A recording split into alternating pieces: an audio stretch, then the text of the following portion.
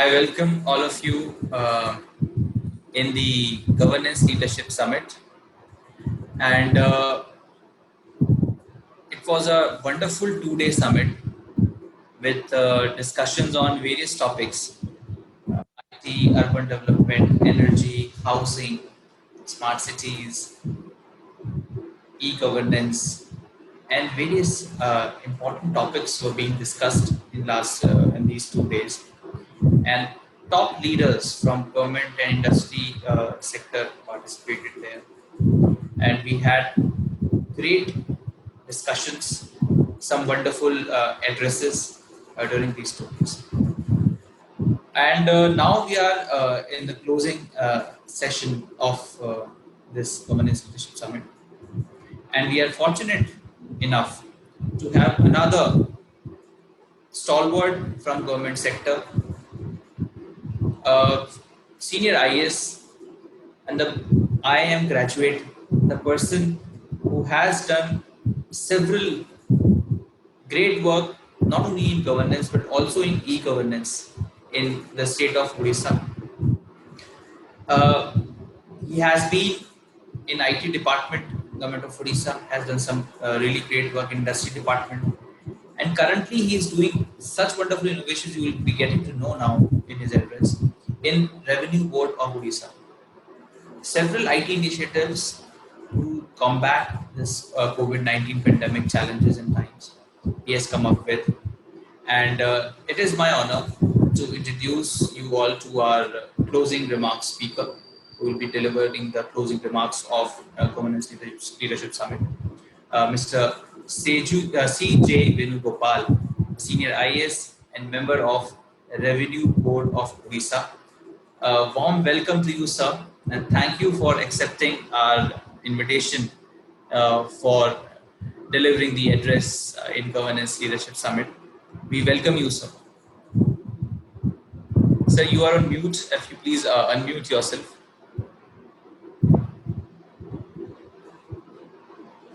There's a button in the left. Yes. Yeah. Yes, sir. So we welcome you, sir. Thank you. So good evening, Karthik, and also all the other participants for this today's event. And first and foremost, I would like to thank Karthik for being very generous in his introduction. Whether I truly deserve it or not is not sure, but then I thank Karthik. We've been in this nation-building effort for the last 32 years. And we have been doing our best in different capacities in different departments. And I take great pride in serving our citizens, our country. And, and I would like to share some of my experiences, which when I was asking Karthik, what exactly should be the focus? Because 32 years is a long period. And he has given me only 15 minutes to compress this 32 years. So I need to really focus on those parts of 32 years in 15 minutes, because otherwise he'll mute me. Sir, I could say I could introduce you like this because I got an opportunity to do research on your work while you were in IT department, and recently your work which you initiated and some innovations which you did, I researched and I reported and I filed an article. We have published an article, so I know the work which you are doing. That is why I got this liberty to give my views on your work. So I would like to request you, sir, in your closing remarks, if you just throw some light on your recent work in Revenue Board in terms of IT innovations. Thank you, Karthik. With all humbleness and humility, I accept all the introductory remarks made by Karthik. And coming back to this subject, governance is a never-ending relay race. You always move from one situation to the another situation. And depending on whichever department that you may be working in, whichever sector that you may be working in, or for that matter, whichever state that you may be working in whatever capacity that you may be in, it is always changing gears and then adjusting to the requirements of the citizens at that point of time and responding to the situation. And in the process of doing this, as I said, governance is a never-ending relay race. There are different participants who come into this relay race. And most often in government, what happens is you don't have the liberty or the choice to select the players. They're all given set of people, and we need to work with them. And that's where technology becomes extremely important. And in our effort in doing better services to the citizens, in giving better accessibility to the citizens, to the various services that they are legitimately entitled to, we need technology as an intervention, as a tool to enable better implementation of the schemes and programs, so that the citizen has not only the access to what is meant for him, but also can enjoy the benefits of that scheme. So to that extent, technology, whether it is IT, IoT, ITS, whatever that we call, are definitely a force multiplier in enabling better services to the citizens. And governance is all about providing better services, better information, better accessibility to the citizens. We have been able to do that successfully in a number of programs. And to begin with, maybe land records is one of the biggest achievement, I would say, that every citizen in our country has some access or some ownership with land or some relationship with land in some way or the other. He himself could be an owner of some land, or his parents or grandparents, whatever. So, so there is some ownership, some relationship with the land. So this has been, and this has been going on for centuries, and all of us have gone through the land-related issues that come up in different parts of the country. We've been able to digitize the entire land records in our state, and we have done it for the last 30 years, starting from 2020 onwards. Last 30 years we've already done. And then we're now continuing to do the next 10 years like that. So we'll reach about 60, 70 years over a period of time. But 30 years is good enough as per law to enable the ownership to be established. And that we have already done 30 plus 10, 40 we have already done. So that is one full generation, which enables the ownership to be settled. So the digitization of the land records have been one of the major achievements. And because of this, now you can get all your land registration related activities online. You could get your EC, encumbrance certificate online. You can make your payments, all your revenue payments, your various type of payments which are land related, revenue related payments, are all can be done online. Now, this is very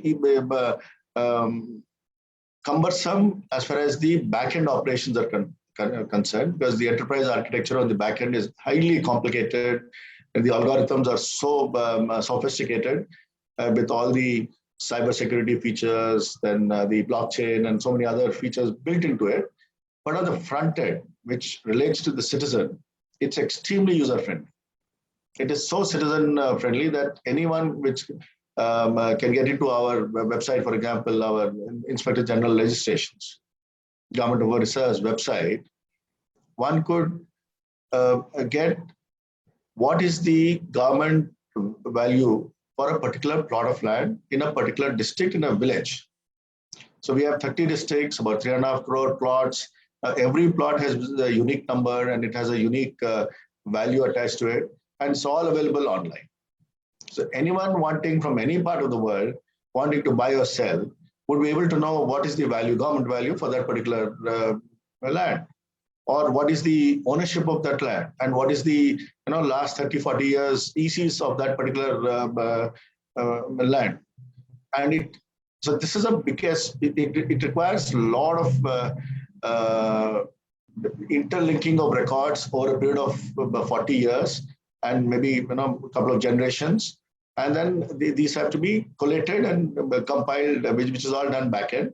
But from the citizen's point of view, it is extremely easy for him. He has to just get the relevant details once he gives the information. Now, based on this information, if somebody wants to buy or sell, the only thing that he has to do is get into a calculator, which is again available on our website, where it gives you whatever buy sell that you want to do, give all the relevant factual information into that. And that factual information will enable you to know what is the registration cost, what is the stamp fees, and what the fees that are payable to government. So you get that printout, then you can pay online whatever is the amount that is for that particular transaction. Then you get your receipt online. Then go to the registrar. There's also a slot that you can book, date, time, and venue can be booked on that slot. To make things even easier, we have standard templates for various activities, which also one could download and just give your relevant factual information and these documents that you have downloaded and the online payments that you have made. Go to the office on the as per the appointment, or if you have taken, or otherwise also if you have not taken. Give all these relevant documents. Since they're all on a common platform, it enables them to do a transaction very easily. Because of this, the ease of transaction for any citizen of whatever services that are possible in that, as per the relevant act and rules, are done so easily. That's the biggest achievement that citizen-centric services that we've been able to achieve.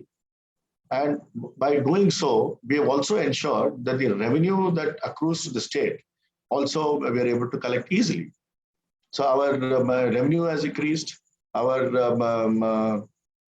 ease of providing services to the citizens has increased, and we have a huge database which is also cyber security, all the other features which are required is all there.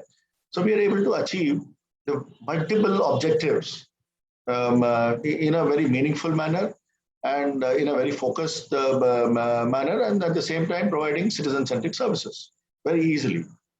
Now, this involves huge work because, as I said, 40 years data of the state. Every tehsil, we have about 50,000 odd villages, and all villages, all plots have been digitized. It's a huge humongous effort that has gone into this. Now, once the registration happens, then we could link it up for somebody to get his own document, that is the ownership document, which here in our state we call it the record of rights, which is basically the land records, which enables him to say that I am the owner of this. So that document also, you get it in a week's time, and that's also available online. And both the textual and the spatial data gets updated within a week, and you are able to get your data, your records. And so also the online payments. You could make online payments for the various services that the government provides, not necessarily revenue, I'm saying in general also. Can be made, the portal is available right now. And these are all is possible.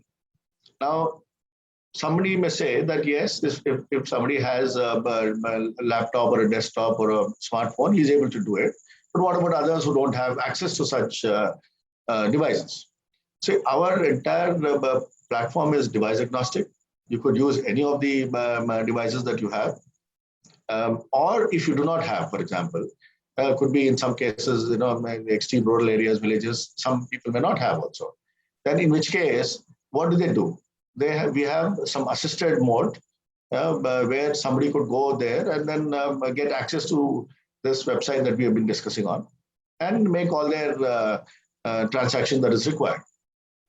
So this will enable both those who are online friendly and having equipment, their own equipments to do this.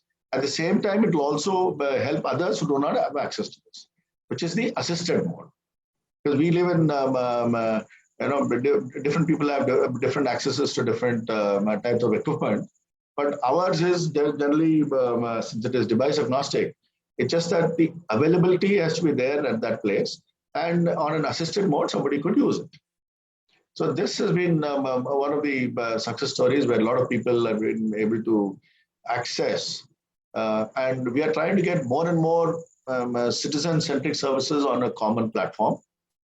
And this common platform would enable people to not only have access to information, which is definitely access to information on the various programs that are being done, different schemes that are being there.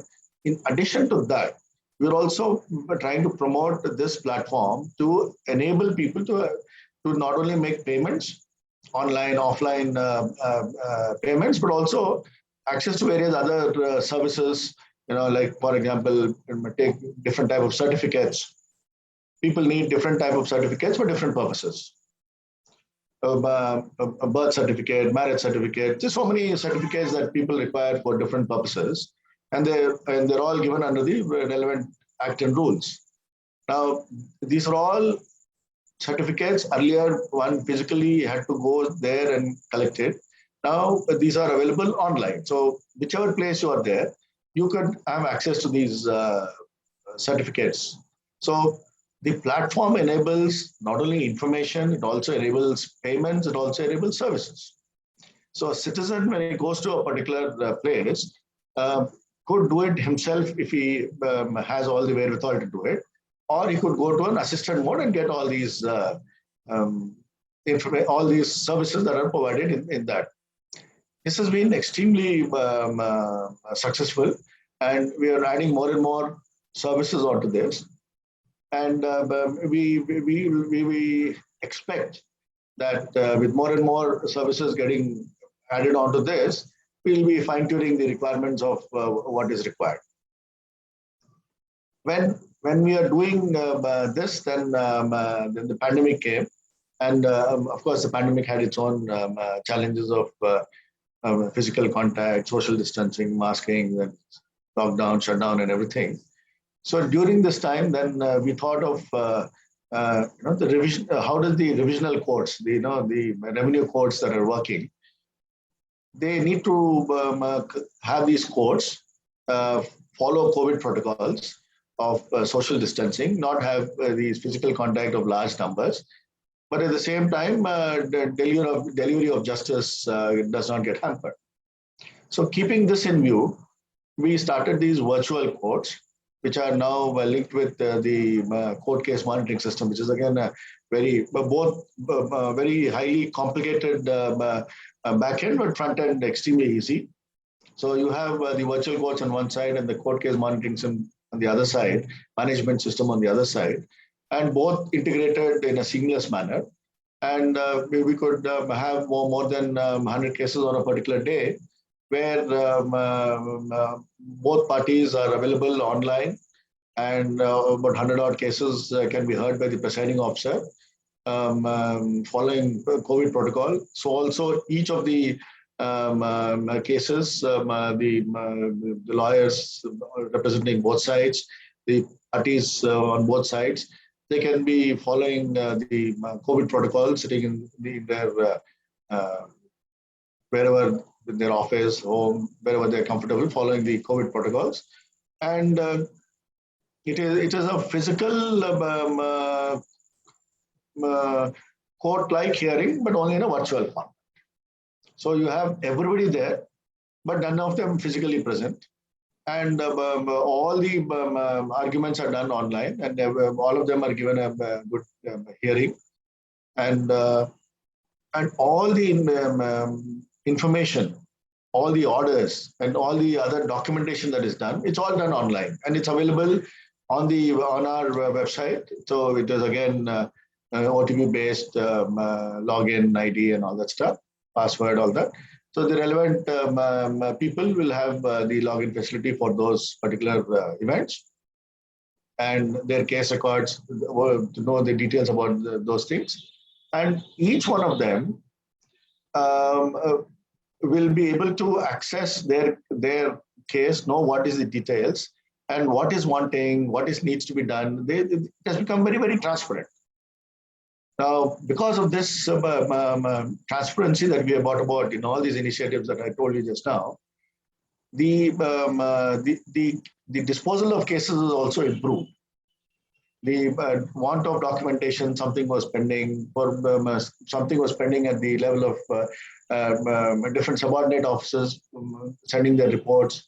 Something was pending from different sides. Now, all this was now made available. Because of this virtual courts and linked with the court case monitoring systems, where there's a seamless flow of information happening from both ends, the disposal of cases have also increased. Now, people are able to get justice and without compromising on the COVID protocol. So I think this is one of the major innovations that have been done here. And then I think it is there to stay for some time. And maybe after pandemic also, maybe it'll become a new normal where these courts can continue in the near future without actually wanting to come to courts, because if it's doing well and it's serving the purpose of providing delivery of justice without compromising on public health, I think that's the best recipe for success. And we've been in each of these initiatives that I said, online payments, online portal where available of information and services. So also these virtual courts, then the revisional courts being monitored on a regular basis, and the land records digitization and the land registration related available online. These are certain things which have enabled a huge transformational measure in the governance itself. The information has become democratic. The information is now available for the entire world to see. It's online, and it's real time. And because of this, the citizens are empowered, the users are empowered, and there is no each user, each citizen who was earlier running around for such information, today sitting in the comfort of his house, just on a click of a mouse, he's able to get whatever desired information he would want to. And this is the biggest, I would say, the time transparency that we have brought about, and because of such transformative work that we have done, which is huge by any standards, because a state like Odisha, which has 50,000 villages and huge data has been digitized, and different IT interventions that have been done in different sectors. The land is one, revenue is the other. So like that, several IT interventions that have been done in the governance has helped people in a manner which was not dreamt of earlier.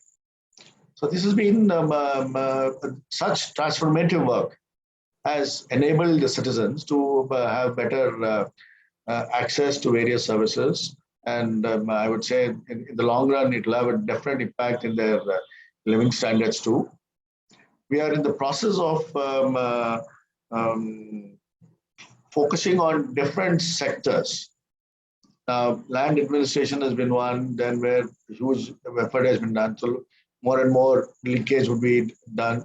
The updation of the land records on a real-time basis, updation of the textual and spatial data, so which will enable them for payments of all the dues that are government, establishing their ownership of the right title and interest.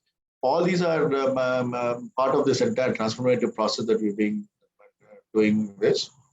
In addition to this, there are other IT interventions that we've been doing, which will have a huge transformative effect. For example, the public distribution system in our state is now online. So every ration card there, people can go to the villages through their biometric. They're able to get it. The paddy procurement from the farmers is again online.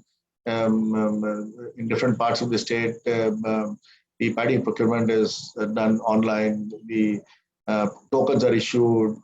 Everything, all the different processes of the paddy procurement has been worked out. there are several other um, uh, farmer-based programs like your different inputs that get into the agriculture sector, fertilizers, pesticides, seeds, so many other inputs that get into it. All of them are on a digital platform right now. Now, so each initiative which has a citizen-centric interface, we've been trying to get onto the e-governance mode. And similarly, our various other activities, economic activities that is taking place in the state, they're all on the e-governance mode. And at some point of time, all these databases will get integrated depending on the usage. For example, the land records database could be used for farmers, different programs that are required. So depending on since it's a database which has the entire population real time updated, which could be used by any scheme at any point of time, depending on what is the schematic details. So by having an algorithm which is based on your schematic details, one could run this program on this database, get your desired results.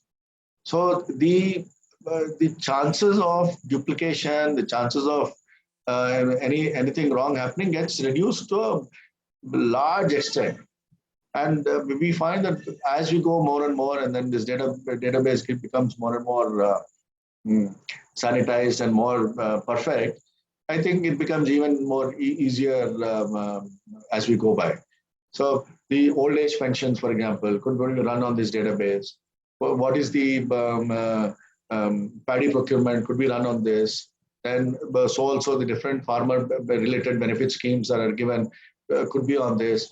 The other direct benefit schemes of different departments could run on these databases. And at some point of time, each of these databases can be interlinked to know how much benefit the citizens are getting and how focused it is and how targeted the schemes can be. These are certain things I think we will move on into the as we go by. But yes, there's a good beginning has been made, and a very, I would say, a very transformative beginning, which enables the citizens to get the benefit of the various schemes of the government, and technological interventions, IT in different sectors have been extremely useful, and we've also been having other interventions which can be relevant. It's not just the technology, but along with technology, other social interventions which are required to enable capacity building, to enable IEC activities, so that the platforms that are created for the benefit of the people, they actually have access to it, they use it, and take the maximum advantage of it. So that is going to be the next biggest challenge for us, because in some of the interior areas, there are challenges of internet connectivity and mobile connectivity and all that.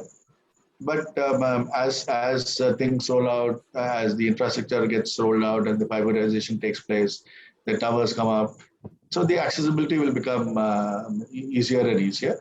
But right now, the urban areas or areas where the infrastructure already exists, they're able to get the full benefit of this. And we are hopeful that as the infrastructure gets rolled out into the interior pockets of the country, the most interior, most villages, which is also the focus of our government, that our state government, the Honorable Chief Minister, is also emphasizing on 5G, which is so that the transparency is the key word, and based on the various transparency measures that we take, it should have a transformative role for the citizens. So that has been our focus. And once we roll out such infrastructure programs and the accessibility improves, I think the full advantage of the entire e-governance that we are developing would be able to access. Right, right. Thank you so much, sir. I think you gave great insights of how digital and online mode your state and your department and you are particularly leveraging for uh, taking the service for citizens to the real people who need them or at their doorstep and using online and digital. So I think it was really a great address by you, sir. And because lastly, I will just in short, I would like to ask you that because you have a great experience of governance of 32 years, you are into it, and you yourself have promoted e-governance so much. So the audience which is watching is the people who want to excel in e-governance, maybe industry experts or the people in government. So all those who are watching are, they need some they try to excel in e-governance. So I would like to request you to give some mantra, some tips, or some message to them. To the As you rightly mentioned, e-governance is such a broad topic, but a topic which can be, which is relevant for every sector, every department, and every scheme or program that we implement. It has such a cross-cutting experience, and everything is citizen-centric. And because of this, e-governance has a huge transformative role for the citizens. What we need to understand is what are the meaningful changes that we can bring about. Either process reengineering or the entire enterprise architecture itself. Um, um, what kind of meaningful changes that we can bring about so that in the long term people get the benefits. See, it's most you cannot get immediate benefits. We need to wait, and then improve on it, pause, then again improve. So it's a continuous process of increasing the goalpost from higher and higher. So you're in a virtuous cycle. So you are increasing the goalpost. So you already you're on a scale of 1 to 10. You're on 2, then increase it to 4, then 5. Keep moving to 10. So that's the idea. So the keeping the citizen in view. What is it that the citizen wants, and making all the meaningful changes that are relevant or that are required to enable this to happen, whether it is the enterprise architecture on the backside, backend, there's a huge enterprise architecture which needs to be done. There's a lot of process reengineering that needs to be done. So you enable all that to happen, which there are technical experts who I'm sure can address such challenges. But the citizen should be the focus, and our long-term vision should be the citizen. How easy it can be accessible of any of the services that which is a legitimate right, and how user friendly the entire system can be. The right. citizen maybe somebody who is highly educated could be or somebody who maybe in not so educated, but the accessibility to the citizens of should be more common sensical. So if somebody wants something which he can do it physically, and whether it can be done online, contactless, whether it's possible to do it, and whether he's able to get the information on this is something that we need to do it.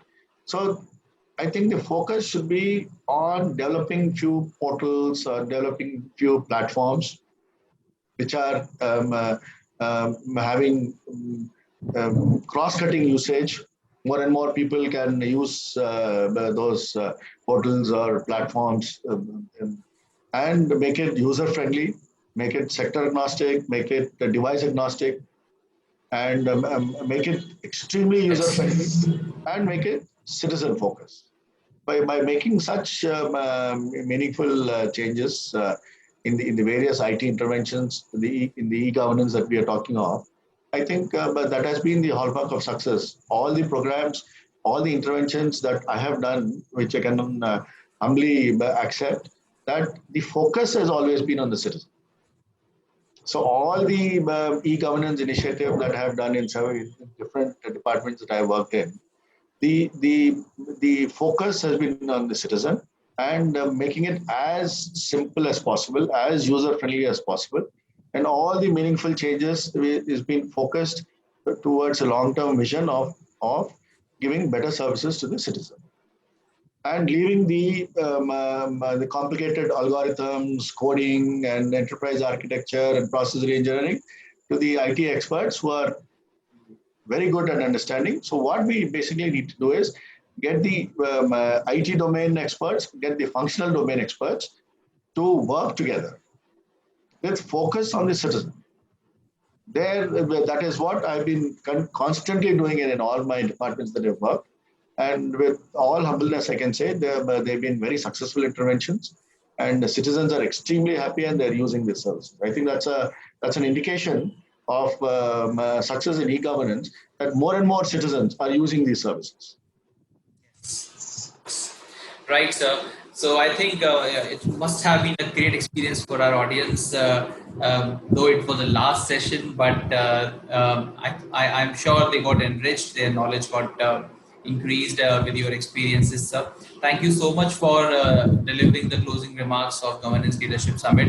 I request my backend team to present a certificate of appreciation and a token of regards and thanks on behalf of Elets to you, sir, for being here with us. Thank you. Thank you. Wisdom, your thoughts. Mr. CJ Venugopal, member of Board of Revenue, Government of Odisha. Thank you so much for joining us. And Thank, audience, thank you so much for joining, for watching this summit for 2 days on 3D virtual platform Avatar with Elets Technomedia. I would like to thank all the audience, all the partners of the summit, the team of Elets Technomedia for making this event such a great event of 2 days, having huge number of audience and great leaders like Mr. CJ Venugopal sparing time for this summit and sharing their experiences. So thank you everybody. Thank you once again, sir. And here we close the Governance Leadership Summit. thank you. See you soon with the next event. Thank you so much. Thank you. Thank you. Thank you. Wish you all the best. Thank you, sir.